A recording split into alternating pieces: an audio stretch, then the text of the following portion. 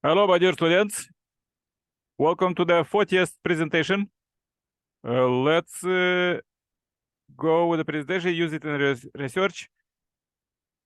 Share this message to billions and subscribe and comment your ideas. For any questions, contact me. The contact is below. Okay, let's go. Enjoy.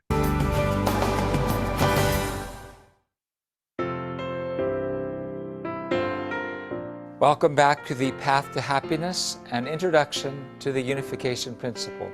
I'm your host, Dr. Tyler Hendricks. In our last session, we shared that coming on the clouds signifies that the Lord will come as a central figure surrounded by crowds of faithful, God-centered believers. This is a momentous statement.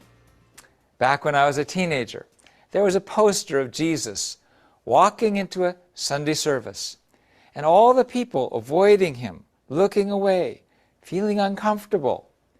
It raises a serious question.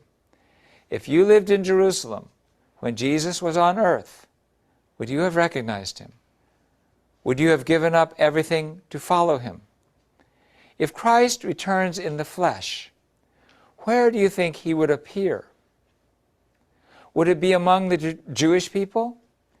Some Bible verses seem to say so. In John 7:4, it is recorded, and I heard, or this is Revelation 7:4, and I heard the number of the sealed, 144,000 sealed out of every tribe of the sons of Israel. Sounds like he's coming back to Israel.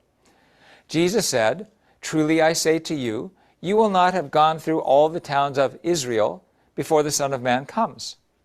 Another passage, "Truly I say to you, there are some standing here who will not taste death until they see the Son of Man coming in his kingdom." Now, many believers think this means that Christ will appear in the first Israel. However, to interpret these verses in this way is to misunderstand God's providence as Jesus taught it. He told us that the messianic role will depart from Israel, from the first Israel.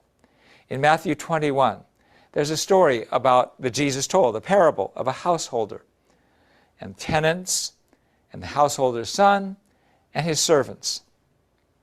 Please read that Bible passage that appears on the screen. Could you not earnestly feel Jesus' heart? In this parable, the householder represents God. The vineyard represents God's work on the earth. The tenants entrusted with the work represent the first Israel. The servants represent the prophets. And the son of the householder represents Jesus. And the other tenants who harvest the fruits represent the successor of the first Israel, which accepts Jesus and expects Christ at the second advent. Jesus conveyed that he will not come again to the people who persecuted him. God will take away the mission previously entrusted to them and give it to another people who can produce its fruits upon Christ's return. Although Israel was the chosen nation, because they turned against Jesus, they lost their qualification as God's chosen people. Whenever the chosen people failed in the Bible to believe in God and turned against him, without hesitation God would sweep them away. The 10 tribes of the northern kingdom of Israel who transgressed against God perished, conquered by the Assyrian Empire. Only the southern kingdom of Judah remained as the chosen people who could eventually receive Jesus. Nevertheless, when they led Jesus to the cross, they also lost the qualification to receive the Messiah. If so, who became the new Israel after Jesus' crucifixion? It was none other than the Christians, who inherited the faith of Abraham and took on the mission of Abraham's descendants. St. Paul wrote, "Through their trespass, the Jewish people's trespass, salvation has come to the Gentiles, so as to make Israel jealous." Therefore, the chosen people who should lay the foundation for Christ at the second advent are not the lineal descendants of Abraham, but rather the Christians who inherited the faith of Abraham. Well, there are many Christian nations. Which of them will inherit this unfinished work of God and bear its fruits?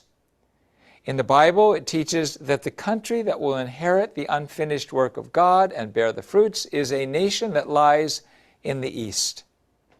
In the book of Revelation, chapter 5, 1-7, it says, "Then I saw another angel ascend from the rising of the sun, with the seal of the living God.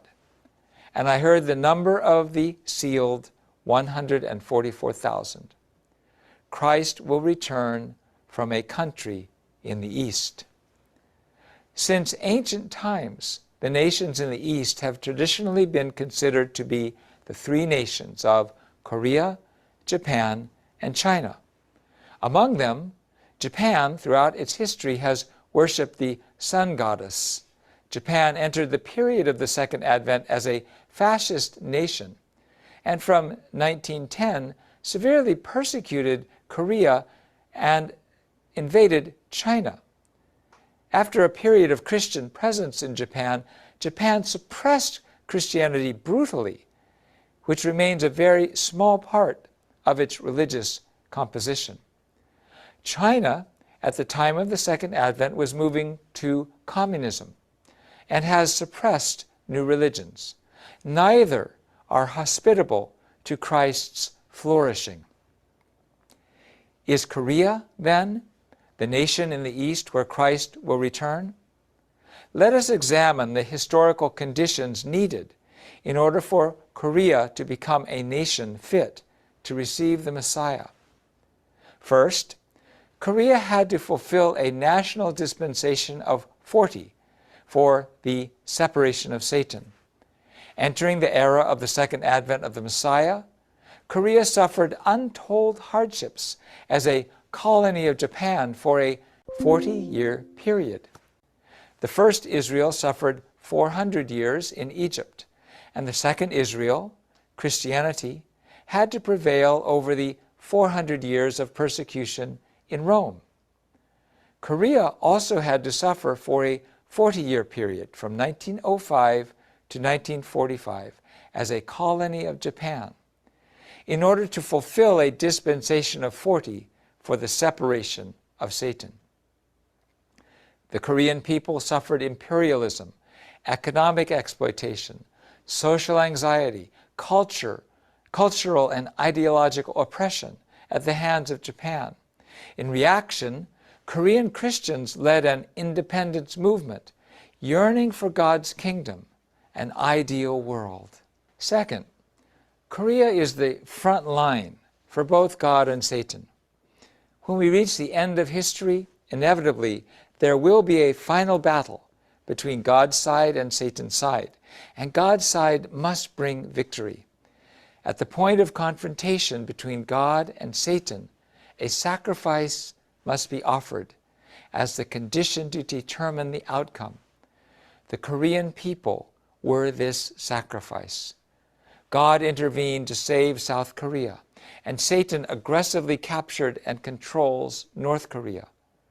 For the sake of the restoration of the universe, Korea, as the national offering, was divided, just as Abraham's sacrifices were to be divided. The division is at the 38th parallel, the line dividing Cain and Abel. It is the front line in the battle between democracy and communism. If the second coming of the Messiah comes to Korea, God will work through him for a settlement between North Korea, Cain's view of life, and South Korea, Abel's view of life. Centered on Christianity, we then can resolve the left-right crisis. This is the foundation to bring God's kingdom of heaven to the earth. Third, Korea has to be the object partner of God's heart. In order to cultivate the history of the providence of restoration and be the object partner of God's deep, sorrowful, agonizing heart? This nation's many afflictions and pain must be honored within its troubled history. For this reason, Korea's history is one of blood and sweat and tears, working hard to protect its national identity, language, and territory, and to cherish its history of over 5,000 years. Furthermore, Korea is a good-hearted nation that has not once invaded another country. The Korean people are by nature endowed with a religious character. Korea is a strong nation that has evinced a strong desire to worship God and has always revered the virtues of loyalty, filial piety, and chastity. Fourth, the Korean people must have clear testimonies by prophets. The Korean people have believed in the prophecy that the righteous king will appear and establish a glorious and everlasting kingdom in their land. This messianic idea among the Korean people was revealed through the Maitreya Buddha in Buddhism and Changamnok, a book of prophecy. Furthermore, among the faithful of every religion in Korea are those who have received revelations that the founders of their religion will return to Korea. Korean Christians have received revelations and signs testifying to the second coming of Christ in Korea. They are sprouting in profusion like bamboo shoots after a rain. We invite you to join us. Thank you for your kind attention, and may God guide your consideration of all these things.